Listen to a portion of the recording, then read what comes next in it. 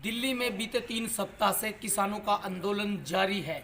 उसके अलावा भारतीय जनता पार्टी द्वारा एक दिन का सांकेतिक उपवास किया गया है, जिसको लेकर किसान संगठन जो है वो भाजपा का विरोध कर रहे हैं। कई जगह बीजेपी को विरोध का सामना करना पड़ा। कुरुक्षेत्र में भी इस प्रकार का उपवास किया गया, जिसका नेतृत्व भारतीय जनता पार्टी के सांसद और विधायक द्वारा किया गया। विपक्ष के नेता अशोक अरोड़ा हमारे साथ मौजूद हैं, पूर्व मंत्री हैं अरोड़ा।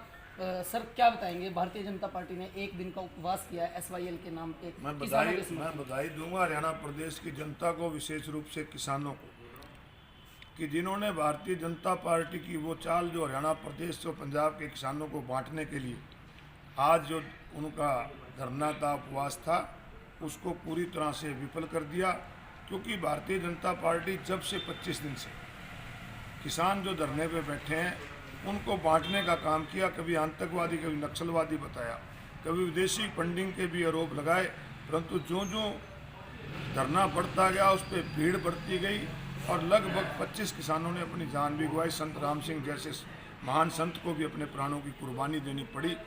उसके बाद भी इन्होंने बांटने का काम किया। आज हरियाणा प्रदेश के अंदर किस प्रकार से इन्होंने पूरे प्रदेश के अंदर धरने किए और उस धरने में किसानों ने इनका विरोध किया। क्योंकि ये धरना जो था, SYL की जो बात करते हैं, SYL का फैसला 10 नवंबर 2016 को हरियाणा प्रदेश के पक्ष में आ गया था। तब भी बीजेपी की सरकार हरियाणा में, केंद्र में, पंजाब में, तीनों जगह थी और आज भी है। आज पंजाब को छोड़ के केंद्र में इनकी सरकार है, केंद्र ने नहर बनानी है, क्यों नहीं उनसे बनवा लेते? इनका मकसद बांटना था।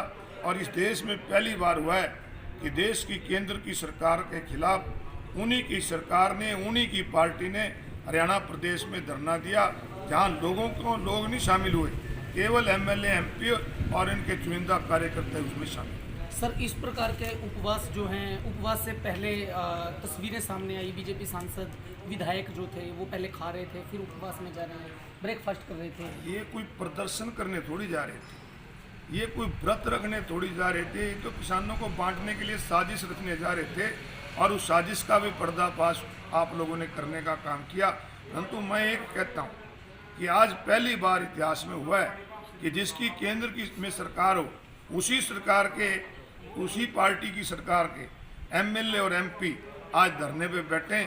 इससे बड़ी हैरानी की बात नहीं हो सकती, इससे बड़ी किसानों को बांटने की साजिश नहीं हो सकती।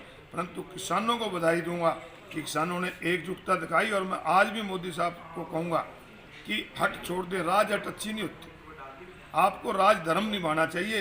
राजधर्म यही होता है कि किसान, जनता सरकार बनाती है, जनता के लिए होती है। इसलिए राजहट को छोड़ के राजधर्म को निभाते हुए तीनों बिलों को रद्द करें। आज सर्दी में जो किसान पड़े हैं वो भी अपने घर जा सकें। हरियाणा में JJP बीजेपी की साझी सरकार है। JJP जो है वो खुद को किसान हितैषी बताती है, देवीलाल की वंशज बताती है, चौधरी देवीलाल के आदर्शों की पार्टी बताती है। क्या भाजपा को ही SYL के लिए उपवास की जरूरत थी? भाजपा को कोई कदम नहीं उठाना चाहिए? आपने ठीक कहा। आज हरियाणा में बीजेपी की सरकार नहीं है, हरियाणा में BJP JJP गठबंधन की सरकार है। और आज कोई अच्छे फैसले हों या लोगों के खिलाफ फैसले हों, उनमें दोनों की भागीदारी है। हरियाणा प्रदेश में किसानों पे लाठियां चलाई गई, वाटर कैनन का इस्तेमाल किया गया, रास्ते रोके गए, आंसू गैस के गोले छोड़े गए। जितनी BJP दोषी है उतनी JJP दोषी है, जितने खट्टर दोषी हैं उतने दुष्यंत दोषी। देखिए, अशोक अरोड़ा ने कड़ी प्रतिक्रिया दी है। उन्होंने कहा है कि JJP भाजपा दोनों ही किसानों की गुनहगार हैं, दोनों ही दोषी हैं।